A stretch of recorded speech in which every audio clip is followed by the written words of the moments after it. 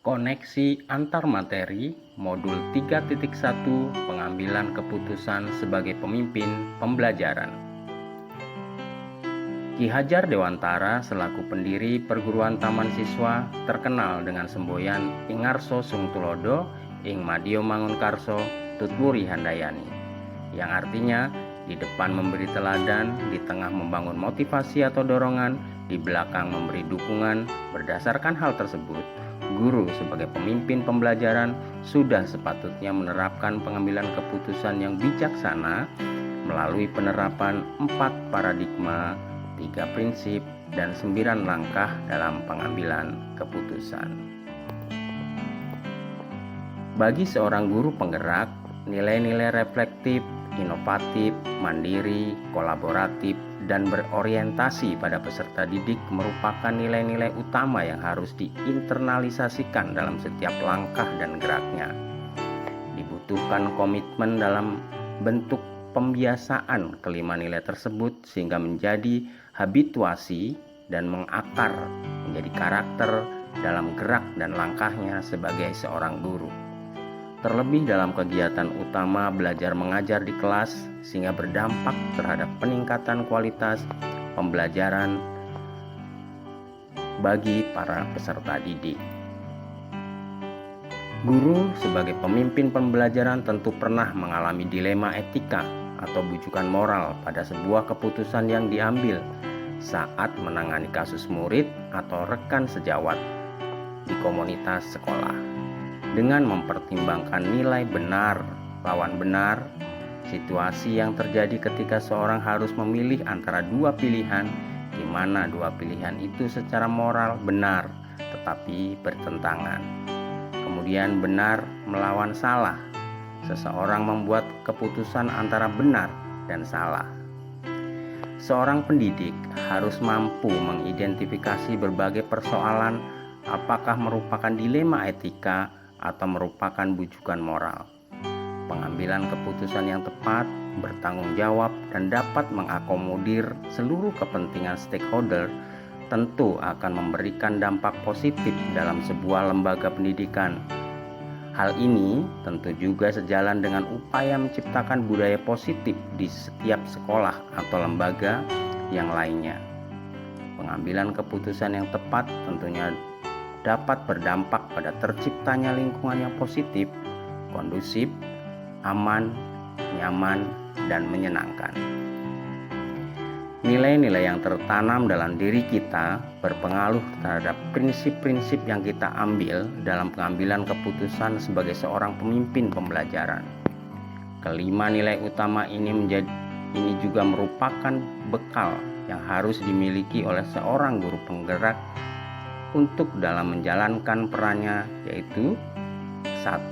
Menjadi pemimpin pembelajaran, yang kedua menggerakkan komunitas praktisi, kemudian menjadi coach bagi guru lain, kemudian mendorong kolaborasi antara guru, dan yang terakhir adalah mewujudkan kepemimpinan murid. Di dalam mengambil sebuah keputusan, seorang pemimpin atau guru harus selalu menyelaraskan dengan visi dan misi yang telah disusun dan disepakati bersama, agar apa yang diputuskan menjadi jelas dan terarah. Utamanya adalah mewujudkan pendidikan yang berpihak pada murid sehingga terwujud merdeka belajar.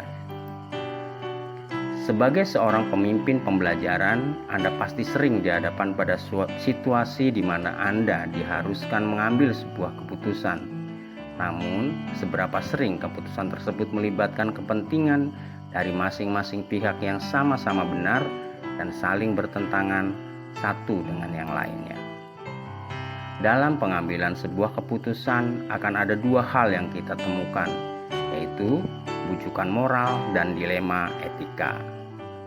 Nah, apakah perbedaan dari keduanya itu? 1. Bujukan moral. Bujukan moral atau benar lawan salah adalah sebuah situasi yang terjadi di mana seseorang dihadapkan pada situasi benar atau salah dalam mengambil sebuah keputusan. Yang kedua adalah dilema etika, yaitu keadaan benar lawan benar. adalah sebuah situasi yang terjadi di mana seseorang dihadapkan pada situasi keduanya benar namun bertentangan dalam mengambil sebuah keputusan. Dari pengalaman kita bekerja pada institusi pendidikan, kita telah mengetahui bahwa dilema etika adalah hal yang berat yang harus dihadapi dari waktu ke waktu. Ketika kita menghadapi situasi dilema etika, ada nilai-nilai kebijakan yang mendasari yang bertentangan seperti cinta dan kasih sayang, kebenaran, keadilan, kebebasan, persatuan, toleransi, tanggung jawab, dan bahkan penghargaan akan hidup. Secara umum ada pola atau model atau paradigma yang terjadi pada situasi dilema etika yang bisa dikategorikan sebagaimana di bawah ini. Yang pertama, individu lawan masyarakat atau individu vs community. Yang kedua, rasa keadilan lawan rasa kasihan, yaitu justice vs mercy. Kemudian yang ketiga adalah kebenaran lawan kesetiaan, truth vs loyalty.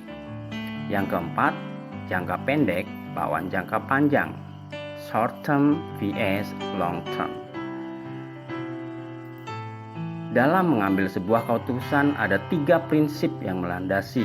Ketiga prinsip yang seringkali membantu dalam menghadapi pilihan-pilihan yang penuh tantangan yang harus dihadapi pada dunia saat ini. Ketiga prinsip tersebut yaitu yang pertama, berpikir berbasis hasil akhir atau end-based thinking. Yang kedua, berpikir berbasis peraturan atau rule-based thinking.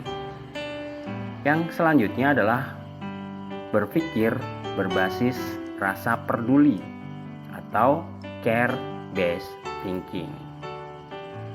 Sebagai seorang pemimpin pembelajaran, Anda harus memastikan bahwa keputusan yang Anda ambil adalah keputusan yang tepat. Oleh karena itu perlu dilakukan pengujian untuk mengetahui apakah keputusan tersebut telah sesuai dengan prinsip-prinsip dasar pengambilan sebuah keputusan yang etis. Di bawah ini adalah 9 langkah yang telah disusun untuk memandu Anda dalam mengambil dan menguji keputusan dalam situasi dilema etika yang membingungkan karena adanya beberapa nilai-nilai yang bertentangan.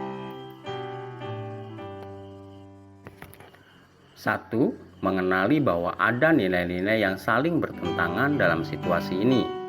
2. Menentukan siapa yang terlibat dalam situasi ini. Yang ketiga, kumpulkan fakta-fakta yang relevan dengan situasi ini. Yang keempat, pengujian benar atau salah. Ada uji legal, uji regulasi, uji intuisi, uji halaman depan koran, dan uji panutan atau idola. Yang kelima, pengujian paradigma benar lawan benar. Yang keenam, melakukan prinsip resolusi. Yang ketujuh, investigasi opsi trilema. Yang kedelapan, buat keputusan. Dan yang terakhir adalah lihat lagi keputusan dan refleksikan. Selain menerapkan 9 langkah pengambilan dan pengujian keputusan, kita juga bisa menerapkan teknik coaching di dalam pengambilan keputusan. Melalui teknik coaching ini, kita dapat memunculkan potensi-potensi yang kita miliki untuk dapat menyelesaikan situasi dilema etika yang kita alami. Demikianlah tadi koneksi antar materi modul 3.1 pengambilan keputusan sebagai pemimpin pembelajaran. Terima kasih, salam dan bahagia.